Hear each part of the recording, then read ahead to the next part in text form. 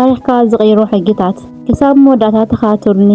እዞም ሕጂ ዝነግረኩም 8 ሕግታት ኣብ ህይወት ዓብ ለውጢ ከምጻልኩም እየን። ብፍላይ እታ 8ይቲ ኣዝያ ኣገዳሲት እያ። ሰናይ ምክትታል። ኣብ ዝኾነ ቦታ ክትከይድ ከለኻ ምስ ሰባት ክትራኸብ ከለኻ ኣብ ዝኾነ ሚዛን መምዘኒ የቐምጡኻዮም። ንዓኻ ከባቢሎም ወይ ትሕት ኣቢሎም ክሪኢኻ ይወስኑ። ኣብ ዙርያኻ ዘለዉ ሰባት ብጾትካ ወይ መንገደኛታት ኩሎም ይመዝኑኻ ኣለዉ። እንታይ ዓይነት ሰብ እናበሉ ይሓስቡ? መብዛሕትኡ ግዜ ብዙሕ ሰብ ዘይተወለሉ ሓቂ እዩ። ኣብ ስውርን ዘይቋርጽን ሚዛን ሰባት ሓደ ግዜ ትሑት ሚዛን ይቡኻ ይንዕቁኻ ድማ ክብሪ ግን ብቓላት ዝወሃቡ ህበት ኣይኮነን። ክብሪ ብሓይሊ ዝሰንውን ኣይኮነን። ክብሪ ብልሕን ብውሳነን ዝመጽእ ባህርያትካ፣ ኩነታትካ፣ ውሳነታትካ ዘረባኻ ከምውን ስቕታኻ ከይተረፈ በብሰከንዱ ብሰባት ይምዘን ኣሎ። ሰባት ንቕሓት ከስዕሉ ዘይክእሉ እኳ እንተኾኑ ብዛዕባ ገዛ ርእሶም እናሓሰቡ ውሽጦም ግን ንዓኻ ምግምጋም ኣይቋርጹን እዮም። ስለዚ ንርእስኻ ብቕንዕና እንተሓቲትካ ክብርኻ ተጥፋሉ ግዜያት ኣለዉ። ብዙሕ ክትዛርብ ከለኻ፣ ብዙሕ ክትገልጽ ከለኻ፣ ንነገራት ቅልጡፍ መልሲ ክትህብ ከለኻ፣ ክትቀላጠፍ ከለኻ ሰባት ከመይ ክሕዝዋ ከም ዘለዎም ትገልጸሎም ዘለኻ ንስኻ በዓልኻ ኢኻ። ንርእሱ ዝቆጻጸር ሰብ ኣብዚ ዓለም ዝደልዮ ነገር ኩሉ ከሳኽዕ ይኽእል እዩ። ናይ ፍቕሪ ርክብካ፣ ሓዳርካ፣ ስራሕካን ቢዝነስካን ኩሉ ርእስኻ ክትገዝእ ምስ ትጅምር ክስተኻኸል እዩ። እዞም 8 ሕግታት ክንሰምዖም ከለኻ ስለዚ እቲ ነገር ከምዚ ኮይኑ ወይ ድማ ስለዚ እቲ ሰብ ዝረሓቐኒ ወይ ድማ ዝነዓቐኒ ክትብል ኢኻ። ዕላምኡ ሰባት ንምሕጓዝ ዘይኮነስ ስምዒታዊ ብልሒ ክህልወካ እዩ። ቁጽሪ 1 ዝሓሰብካዮ ኩሉ ይትንገር። ሰብ ብዛዕባ ክገብሮ ዝደሊ ነገር ናይ ምንጋር ልዑል ድሌት ኣለዎ።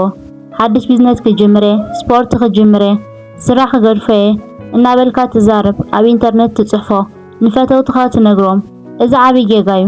ዝርዝር ነገራት ክትገልጽ ከለኻ ሰባት ንኣዳ ወይ ርእይቶ ይህቡኻ። እዚ ድማ ባህ ዘብል ስምዒት ይህበካ።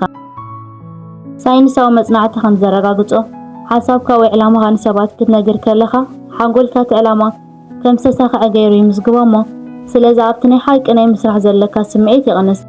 ስለዚ ስቕበል። ሕልምኻ ብመፍትሕ ተዓሽጉ ኣብ ሳጹን ይቀመጥ። ካብቶም ምስራሕካ ዝሕግዙ ሰባት ወጻኢ ንማንም ኣይትንገር። ዓወትካ ንባዕሉ ዓዊሉ ክዛረብ እዩ። ኣንበሳ ክሃድን ከሎ ኣዋጅ ኣይነግርን እዩ፣ ስቒሉ እዩ ዝሃድን።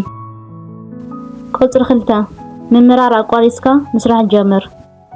ምምራር ወይ ምዕዝምዛም ንውሽጣዊ ሓይልኻ እዩ ዘድክም።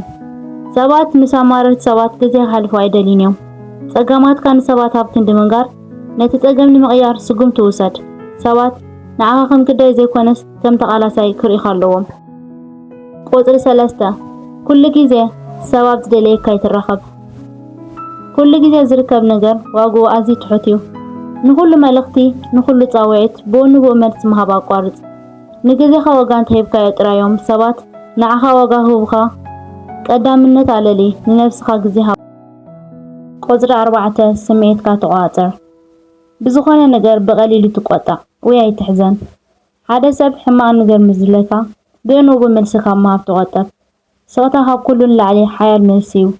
ንስምዒታትካ ዝተቆጻጸርካላ መዓልቲ ንሰባት ክትቆጻጸሮም ትጅምር። ሰባት ንዓኻ ንኸጥቅዑ ዓቕሚ ክህልዎም ኣይተፍቅድ። ቁጽሪ 5 ኣብ ነፍስኻ ተኩር።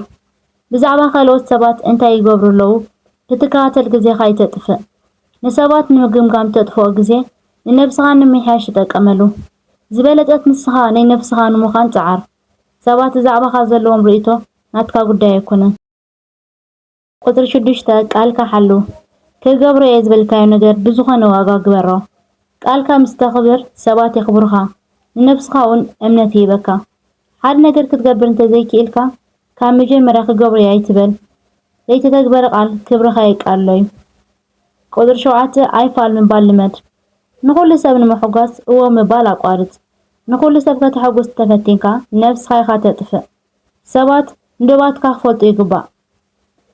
ነዞም ነገራት ኣይደልን ወይ ኣይፋል ክትብል ከለኻ ንነፍስኻን ንግዜኻን ክብሪ ትህብ ኣለኻ ማለት እዩ። ቁጽሪ 8 ውልቃዊ ህይወትካ ምስጢራዊ ግበሮ። ኩሉ ሰብ ጸገማትካ፣ ሓጎስካ ወይ መደባትካ ክፈልጥ ኣይድልን እዩ።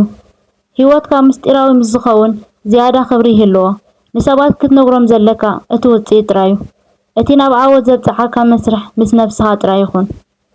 እዞም ሕግታት እዚኦም ንነፍስኻ ንምቕያር ዝሕግዙ እዮም። ንነፍሱ ዝገዝአ ሰብ ዓለም ይገዝእ። ነዞም ሕግታት ኣብ ግብሪ ምውዓል ስምዒታዊ ብልሕን ሓይልን ከተጥሪ ትኽእል ኢኻ። ክቡራት ተኸታተልተይ ነዚ መደብ እንተዳፈቲኹሞ ላይክ፣ ሼር፣ ሳብስክራይብ ምግባር ኣይትረስዑ። ብኻልእ መደብ ክሳብ ንራኸብ ሰላም።